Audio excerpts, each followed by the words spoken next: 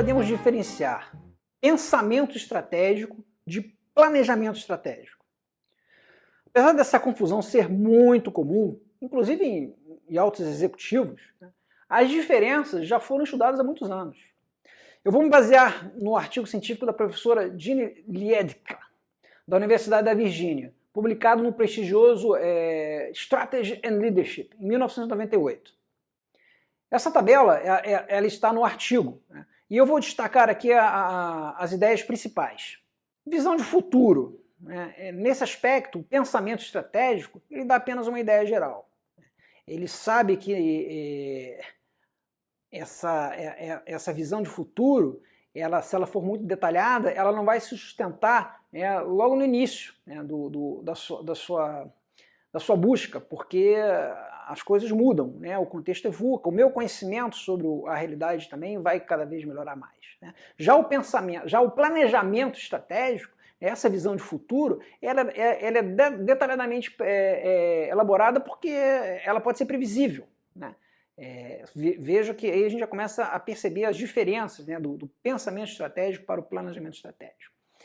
No item formulação e implementação da estratégia, né, no pensamento estratégico, né, essa formulação e implementação ela é interativa, né, e sem fixação de sequências.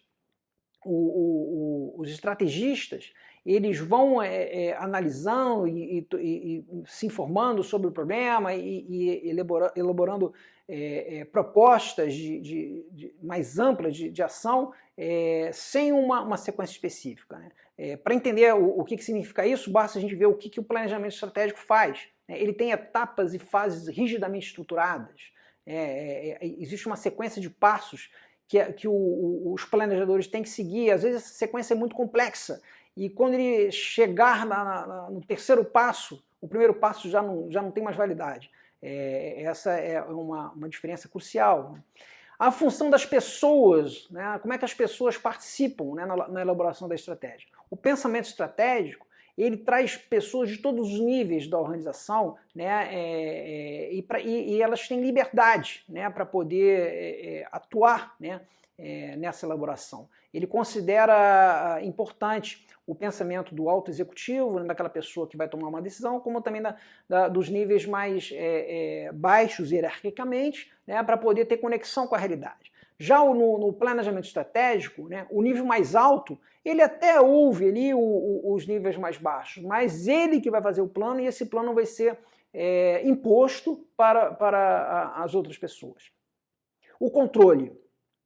No pensamento estratégico, né, esse controle das ações ele existe, mas é por meio de um propósito, né, de uma intenção estratégica.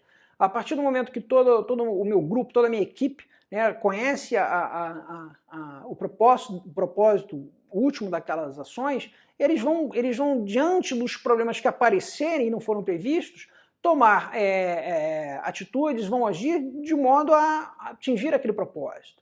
Já no planejamento estratégico, né, é assumido que esse controle ele pode ser feito monitorando as pessoas e medindo, né, fatores importantes. Aí entra aí a luta, né, de planejadores estratégicos, né, a vontade de estabelecer indicadores, né, de poder medir tudo o que está fazendo, como se isso fosse medir realmente tudo o que está acontecendo. Essa diferença é fundamental. O pensamento estratégico, né, ele controla pela união de propósitos, pela união de esforços, pela boa comunicação da estratégia. Todas as pessoas de uma organização gigante que esteja espalhada pelo mundo inteiro, que esteja no mundo virtual, no mundo real, todos sabem qual é o propósito final. Exemplo da SpaceX, vamos para Marte. Então, por mais que uma equipe esteja isolada, ela sabe que as ações têm que ser tomadas naquele sentido. Já o planejador estratégico, né, aquele pensador lá oriundo de Taylor, ele acha que vai medir tudo o que está acontecendo, essa medida vai estar perfeitamente conectada com a realidade, com a dinâmica do mundo VUCA, né, volátil, incerto, complexo e ambíguo, né, e ele vai poder controlar as ações estratégicas. O outro item é a função das pessoas na implementação da estratégia. No caso do pensamento estratégico, todos têm um entendimento geral integrado do sistema. Até aquela pessoa lá no final da linha sabe qual é o grande propósito. A pessoa está num balcão ali de uma empresa atendendo um cliente, ela vai se envolver com uma situação imprevista, mas ela sabe qual é o propósito da empresa.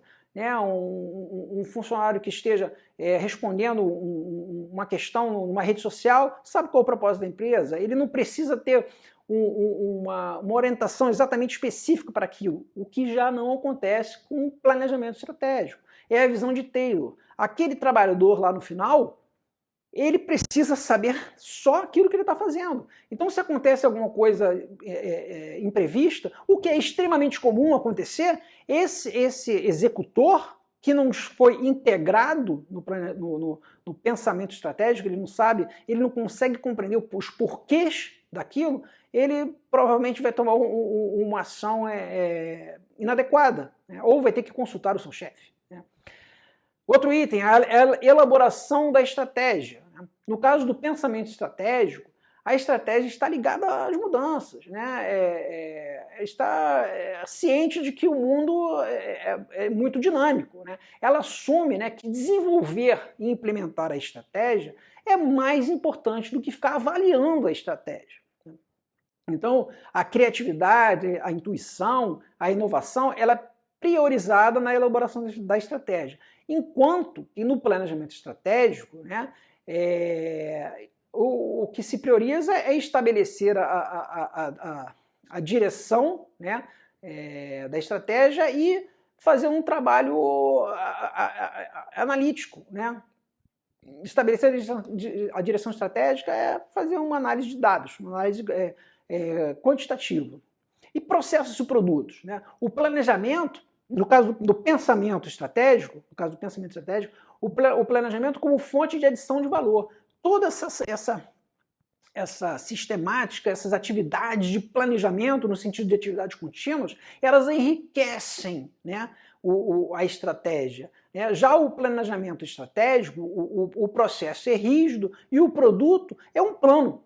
Eu quero sair dali no final do meu planejamento estratégico com um plano. Eu tenho um plano aqui feito e agora tudo vai dar certo, não preciso mais me preocupar. Realmente são duas formas de pensar que existem em grandes empresas, em grandes organizações, e muitas vezes as pessoas que têm uma tendência para o planejamento estratégico são as pessoas que, em razão dos tempos, elas aprenderam isso no passado e ainda tem uma influência muito grande, elas terminam dificultando a criatividade, a intuição e a conexão com esse mundo dinâmico que nós vivemos.